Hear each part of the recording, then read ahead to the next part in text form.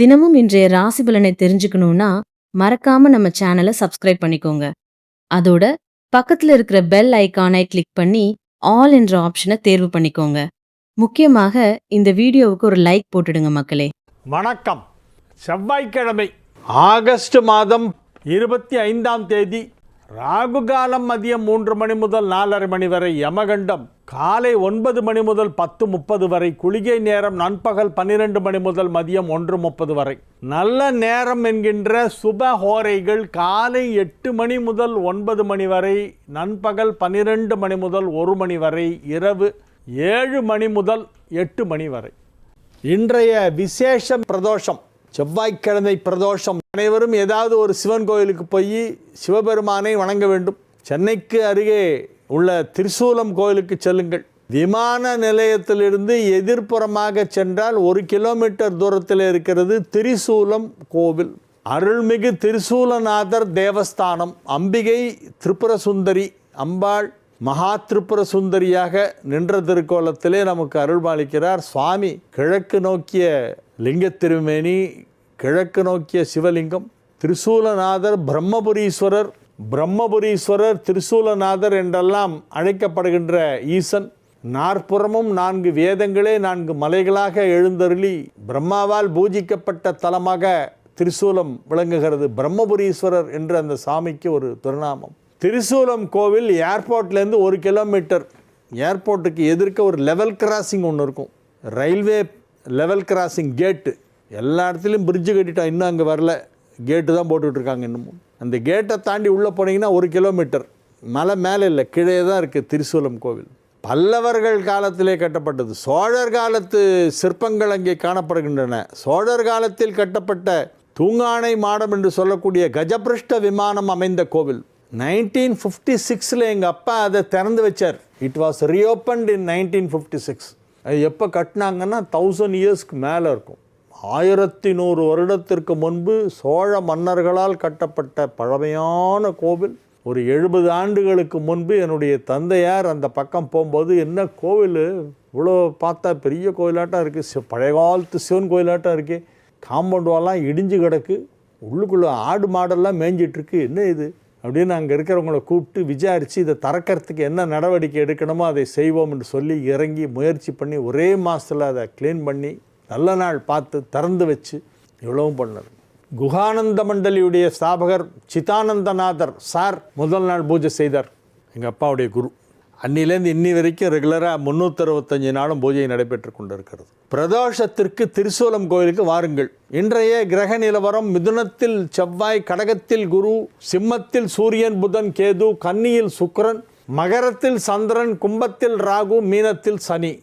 இனி தெரிஞ்சுக்கலாம் வாங்க. இப்போ காரினி சகா பழனியாப்பிள்ளை, திருநெல்வேலி ஜி பழனியாப்பிள்ளை. சுவாதி நட்சத்திரக்காரர்களுக்கு எந்த விதமான தோஷங்களும் கிடையாது, இவர்களுக்கு ஜாதக பொருத்தமே பார்க்க வேண்டாம் என்றெல்லாம் சொல்கிறார்களே, இதெல்லாம் உண்மையா? ஒத்துக்கவே மாட்டேன். அதே மாதிரி தான் அன்றைக்கி ஒருத்தர் என்கிட்ட கேட்குறார், சார் அனுஷம் மகா நட்சத்திரம் அப்படிங்கிறாங்களே சார், அனுஷத்துக்கெல்லாம் பொண்ணு பார்க்கறதுக்கு ஜாதக பொருத்தமே பார்க்க வேண்டாம் அனுஷத்துக்குன்றாங்களே, உண்மையான்னு கேட்டார். சத்தியமாக இல்லை, பொய் அப்படின்னேன் நான். என்ன சார் இப்படி சொல்கிறீங்க? ஆமாம், பின்ன அது என்ன சார் அப்படியெல்லாம் சிறப்பு எக்ஸம்ஷன், திருமணத்திற்கு பொருத்தம் ஒழுங்காக பார்க்கணும். அது அனுஷம் ரொம்ப வசதி, அதனால் எதுவுமே நான் பார்க்க மாட்டேன் அப்படின்னா பைத்தியகார்த்தனம். கேட்டால் மகா பெரிவாளுக்கு அனுஷம்ன்ற, அவர் சன்னியாசியா, நீ கல்யாணத்துக்கு பொண்ணு பார்க்குறது எப்படி அவரை நீ கம்பேர் பண்ணலாம்? நீங்கள் குடும்பம் நடத்துறதுக்காக கல்யாணம் பண்ணி வைக்கிற, அப்புறம் சன்னியாசியுடைய நட்சத்திரத்தை எதுக்கு அதில் நீ லிங்க் பண்ணி அவர் பேரை அதில் கொண்டு வரணும்? அவசியமே இல்லை. யாராக இருந்தாலும் கல்யாணத்துக்கு பொருத்தம் பார்க்குறதா இருந்தால் ரஜு பொருத்தம், யோனி பொருத்தம் இருக்கா, சஷ்டாஷ்டகம் இல்லாமல் இருக்கா, சூரியன் செவ்வாய் சேர்க்கை இல்லாமல் இருக்கா, சந்திரன் கேது சேர்க்கை இல்லாமல் இருக்கா, அஷ்டசஷ்டகம் இல்லாமல் இருக்கா, இதெல்லாம் பார்த்துட்டு தான் பண்ணணும். சும்மா ரேண்டமாக சார் சுவாதிக்கு ஜாதகமே பார்க்க வேண்டாம், அனுஷத்துக்கு ஒன்றுமே பார்க்கக்கூடாது, ஜாதகத்தை தொட்டு கண்ணில் ஒத்தின்றணும் அப்படிங்கிறது. இந்த மாதிரிலாம் தவறான தகவல்களை தயவு செய்து யாரும் பரப்ப வேண்டாம் என மிக பணிவன்புடன் மிக தாழ்மையுடன் கேட்டுக்கொள்கிறேன். எந்த நட்சத்திரத்திற்கும் அப்படி ஒரு விதிவிலக்கு கிடையாது. பிரம்மதேவனின் 4 முகங்கள் என்று ருக், யஜுர், சாம, அதர்வண என 4 வேதங்கள் குறிக்கின்றதா? ஆமாம், கரெக்டுங்க.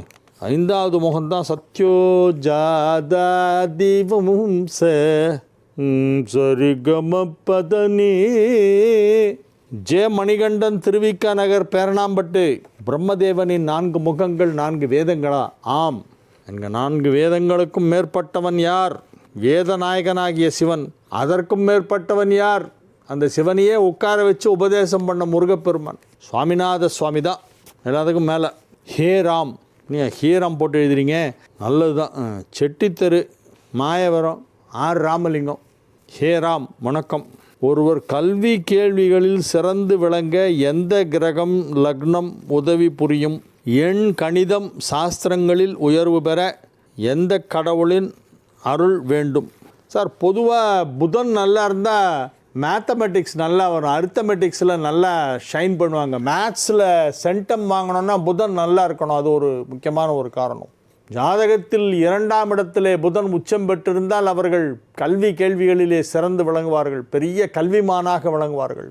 சுக்கிரனும் வலுப்பெற்றால் தான் அது பணமாக மாறும். இல்லைன்னா வெறும்னா படிச்சுட்டு டியூஷன் வாத்தியாராக இருப்பான். நிறைய சம்பாதிக்கணும், பெரிய பொசிஷனில் இருக்கணும்னா புதனோடு சுக்கிரனும் சம்பந்தப்பட வேண்டும் அந்த ஜாதகத்திலே. நவாம்சத்தில் 2ம் உச்சம் பெற்றிருந்தால் அவன் நிறைய சம்பாதிப்பான். சென்னையில் உள்ள 6 பாடல் பெற்ற சிவஸ்தலங்களின் விவரங்கள் என்ன? நிறைய தரம் சொல்லியிருக்கேனே சார், ராமலிங்கம் சார், நிறைய சொல்லியிருக்கேன்.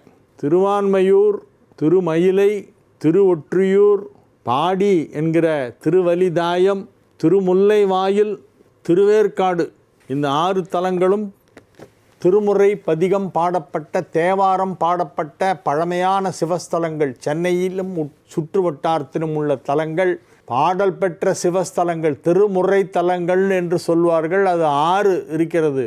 திருவான்மையூர், திருமயிலை, திருவொற்றியூர், திருமுல்லைவாயில், திருவேற்காடு, திருவலிதாயம். ஒரே நாள் இந்த 6ஐயும் பார்த்தா ரொம்ப சிறப்பு. நான் இறை வணக்கம் செய்யும் பொழுது முதலில் கடவுளர்களை ஸ்ரீ கணபதி, ஸ்ரீ கந்தவேல், ஸ்ரீ பராசக்தி, ஸ்ரீ சரஸ்வதி, ஸ்ரீ மகாலட்சுமி, ஸ்ரீ மீனாட்சி, காமாட்சி, விசாலாட்சி, அபிராமி, ஸ்ரீ சிவபெருமான், ஸ்ரீமன் நாராயணன், ஸ்ரீ பிரம்மா, ஸ்ரீ கருடாழ்வார், ஸ்ரீ ஆஞ்சநேயர், ஸ்ரீ ஐயப்பன், நவகிரகங்கள் என்னும் வரிசைப்படுத்தி வணங்குகிறேன். இது சரியா? ரொம்ப சரி, அழகாக வரிசைப்படுத்தியிருக்கீங்களே, எதையுமே விடாமல். என் பெற்றோர்களை நான் தினமும் நினைத்து தவறாமல் வணங்குகிறேன், வழிபாடு செய்கிறேன், அவர்களுக்கும் வழிபாடு செய்கிறேன். என்றும் தங்களின் அறநெறிகளை ஆவலுடன் கேட்டறியும் ஏ பெருமாள். ரொம்ப அழகாக இருக்குது, விஷயங்கள்லாம் ரொம்ப அருமையாக இருக்குது. ஏ பெருமாள், எந்த ஊர் நீங்கள்? ஏ பெருமாள், வயது 78. அடேங்கப்பா, என்னை விட பெரியவர். நகர் முதல் தெரு, நேரு தெரு, மெயின் ரோடு, சோழிங்கநல்லூர், சென்னை 119. எங்களின் கழக போக்குவரத்து இனி தொடரும். கடித போக்குவரத்தா? சரி, எங்களின் கடித போக்குவரத்து இனி தொடரும் ஐயா. நன்றி ஐயா, வணக்கம். சூப்பர். ஏ பெருமாள் அவர்களே, எனது வணக்கங்களை உங்களுக்கு நான் தெரிவித்துக் கொள்கிறேன்.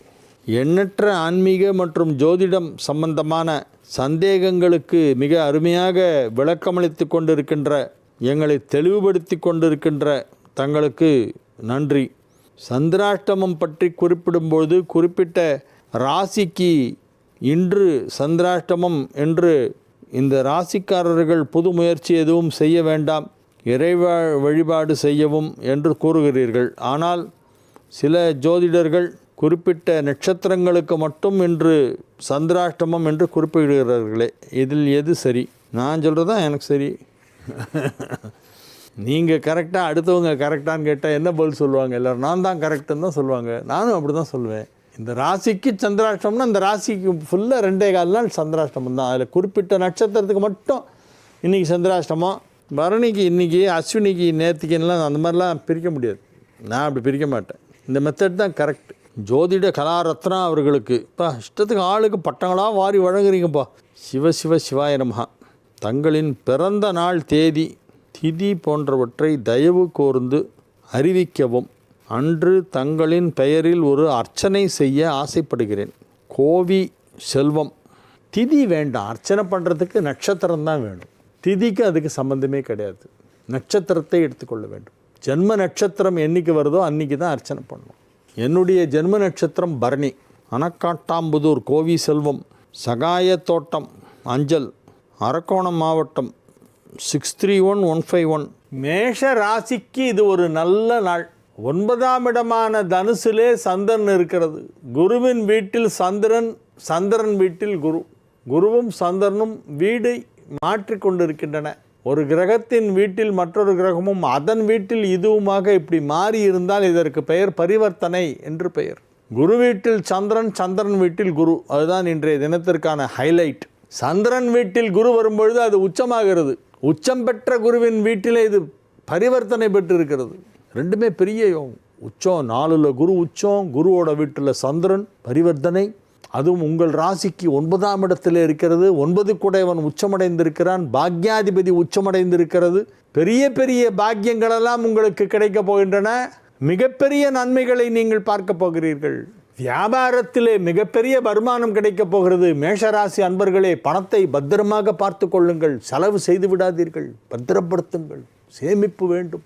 மழைக்காலம் வந்துவிடும் என்பதற்காக முன்கூட்டியே எப்படி எறும்பு போன்ற சின்ன உயிரினங்களெல்லாம், ஓரறிவு கொண்ட உயிரினங்களெல்லாம் கொஞ்சம் கொஞ்சமாக கொண்டு போய் தனக்கு தேவையான உணவை ஏதேனும் ஒரு பொந்தில் சேர்த்து வைக்கும். அதுக்குன்னு ஏதாவது ஒரு சின்ன துவாரம் ஓட்டம் இருக்கும், அங்கே கொண்டு போய் சேர்த்து வைக்கும். மழைக்காலத்திற்காக வெளியே வர முடியாது என்று. மழைக்காலம் வரப்போகிறது என்பது தெரிந்து அதற்கு முன்கூட்டியே ஒரு எறும்பு கூட சேமிப்பு செய்கிறது என்றால், 6 அறிவு படைத்த மனிதா, நீ சேமிக்க வேண்டாமா பணத்தை? கஷ்டப்படுறத யார் கொடுப்பா? யார்கிட்ட போய் கேட்க முடியும்? அசிங்கமாயிடாதா பணம் கேட்டா? எனவே புத்திசாலித்தனமாக சேமிப்புகளை துவங்குங்கள் மேஷராசி அன்பர்களே. இப்பொழுது நிறைய பணம் வர நேரம். டப்புன்னு பிடிங்க, அதை விட்டுறாதீங்க, கோட்டை விட்டுறாதீங்க. ரிஷப ராசிக்கு இன்றைய நாள் நல்ல நாள். உங்கள் இல்லத்தில் சுப நிகழ்ச்சிகள் நடைபெறும். இல்லத்தில் அனைவரும் சந்தோஷமாக இருப்பார்கள். குடும்ப வாழ்க்கை மகிழ்ச்சியாக இருக்கும்.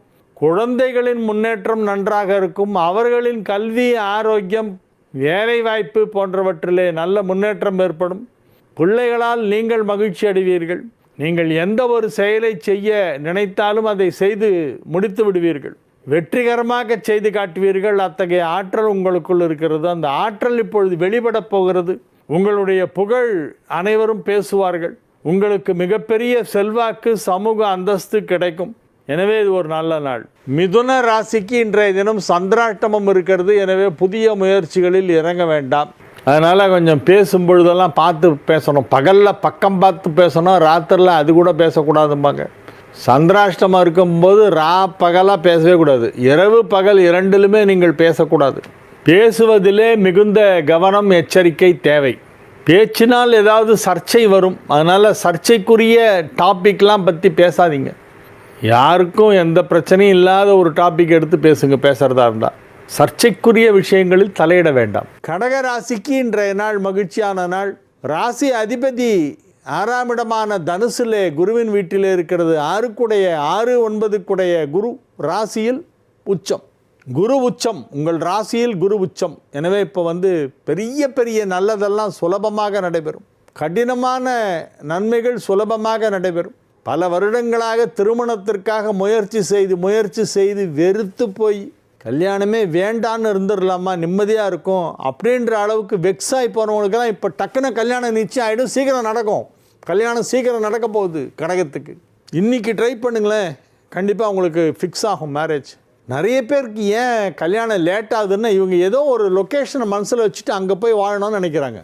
நல்லவனாக இருக்கணும், படித்தவனாக இருக்கணும், யோக்கியனாக இருக்கணும். கெட்ட பழக்கத்துலலாம் போய் ஊறினவனாக இருக்கக்கூடாது, ட்ரக் அடிக்டாக இருக்கக்கூடாது, தண்ணி வண்டியாக இருக்கக்கூடாது அப்படின்னு பார்த்தா சரி, அதில் ஒரு மீனிங் இருக்குது. நான் அமெரிக்காவில் தான் போய் கொடுத்தோன்னு நடத்துவேன். லாஸ் ஏஞ்சல்ஸ் எனக்கு ரொம்ப பிடிச்சிருக்கு. போனதே இல்லை. லாஸ் ஏஞ்சல்ஸ் எனக்கு ரொம்ப பிடிச்சிருக்கு. அங்கேருந்து வர மாப்பிள்ளை யாராவது இருந்தால் நான் உடனே கல்யாணம் பண்ணிக்கிறேன். சரி, அவன் எப்படிப்பட்டவன் தெரியுமானா அதை பற்றி எனக்கு கவலை இல்லை. அவன் அயோக்கியனாக இருந்தாலும் பரவாயில்ல, அமெரிக்காவுக்கு போனால் போகிறோம். பாவங்க, சில பொண்ணு இப்படியே சொல்லுது. நான் இது என்னுடைய கற்பனையில் வரல, இது நடக்கிற ஃபேக்ட்டு. வெளியில் என்ன நடக்குது உலகத்தில்ன்றதை நான் இந்த டிவியில் சொல்கிறேன். நிறைய பேருக்கு தெரியாது. அதுக்காக கல்லானாலும் கணவன், ஃபுல்லானாலும் புருஷன். அப்படி ஆகிப்போச்சு இன்றைக்கி.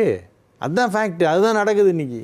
குணத்தை பாருங்கள், பழக்க வழக்கங்களை பாருங்கள், படிப்பு என்னன்னு பாருங்கள், குடும்ப பின்னணி என்னன்னு பாருங்கள், ஆள் பர்சனாலிட்டி நல்லா இருக்காரா அதையும் பார்த்துங்க. லொக்கேஷனுக்காக போய் விழாதீங்க. அவன் அமிஞ்சிக்கரையில் இருந்தால் என்ன, வண்ணாரப்பேட்டையில் இருந்தால் என்ன, வாஷிங்டனில் இருந்தால் என்ன, நல்லபடியாக உங்களை வச்சு குடும்பம் நடத்தணும், அதுதான் முக்கியம். இந்த உண்மையை உங்களுடைய மகளுக்கு புரிய வையுங்கள். பெற்றோர்களே, தயவு செய்து அந்த மண்டையில் ஏற்றுங்க இந்த விஷயத்தை. நீங்கள் முதல்ல புரிஞ்சுங்க, அப்புறமா பொண்ணுக்கு சொல்லி புரிய வைங்க. Location is not the main botheration. யாரை கல்யாணம் செய்து கொள்கிறோம் என்பதுதான் முக்கியம். அவன் எங்கு வசிக்கிறான் என்பது முக்கியமே அல்ல. எனவே அதை புரிந்து கொண்டால் விரைவில் உங்களுக்கு திருமணம் நடைபெறும். சிம்ம ராசிக்கு இன்றைய நாள் நல்ல நாள். 5ஆம் இடத்திலே சந்திரன் இருக்கிறது. 5 குடைவன் 12ஆம் இடத்திலே உச்சமடைந்திருக்கிறான். குருவும் சந்திரனும் இடமாற்றம் பெற்று பரிவர்த்தனா யோகத்திலே வெகு சிறப்பான நன்மைகளை எல்லாம் செய்து கொண்டிருக்கிறது. பூர்வ புண்ணிய ஸ்தானாதிபதி உச்சம் பெற்றிருப்பதால் பதவிகள் கிடைக்கும். உயர் பதவி கிடைக்க அலுவலகத்திலே வாய்ப்புகள் அதிகமாக காணப்படுகின்றன.